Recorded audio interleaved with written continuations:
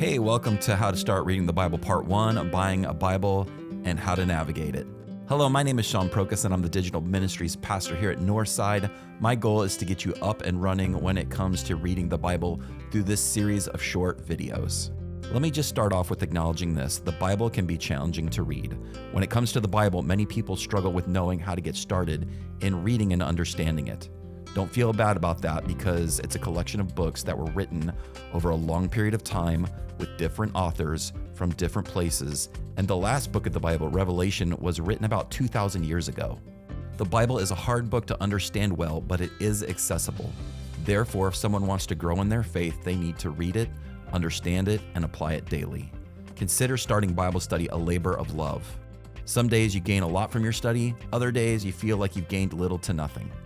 However, consistency and commitment are key over a long period of time to getting anywhere. Remember that this is a marathon and not a sprint. This leads to the question, what Bible should I buy? I'm going to recommend two versions. The first is the NIV, which stands for New International Version. This is primarily what we use in our church. It's a great version. It's easy to read and understand. The second version I'm going to recommend is the NLT or the New Living Translation. It's even easier to read than the NIV. So if you have any issues with reading comprehension, you struggle to read, or you're just not a big reader, this is probably the best option for you. I've included links to both of these on the webpage you probably found this video on. You can also swing by our bookstore on any weekend. They're both available there. As you start reading the Bible, it's important to realize that the Bible isn't just a book, but it's a library or collection of books. This is confusing for many people because most books we read have a clear linear story where you're dealing with the same people, the same places, and the same times.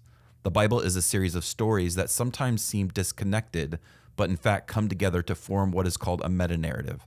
This is just a fancy term for many smaller stories coming together to form one big story, and in the case of the Bible, that bigger story is all about Jesus. Let's start by looking at the table of contents in the Bible. If you look at the table of contents, you'll notice that there's two major sections. There's the Old Testament and the New Testament. The Old Testament starts with the creation of the world and the fall of man, talking about the birth and growth of Israel through this guy named Abraham. Israel was God's chosen nation in the Old Testament. Then the Old Testament talks about the fall of Israel as they disobey God. The New Testament starts with the birth, life, and ministry of Jesus, and continues with the birth and the spread of the early church. Think of the Old and New Testaments like sections in your local bookstore, which probably have a world history and an American history section that are separate from one another. Each contains a series of books based on related topics that make up a collection. In the same way, the New and Old Testaments have books that make up various sections.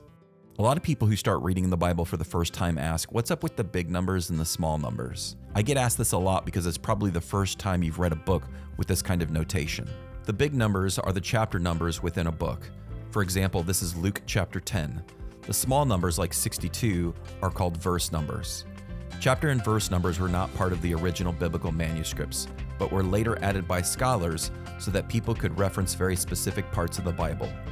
Verse 62, highlighted here, is part of the prior chapter, so the reference is Luke, the book, chapter 9, verse 62, if someone wanted to go to that part of the Bible. So that's my advice on how to buy a Bible and how to navigate it. In my next video, I'll be running through what books of the Bible you should start reading first and how to get the most out of your Bible study. Thanks for joining me, and I hope you'll watch the other videos in this series. God bless.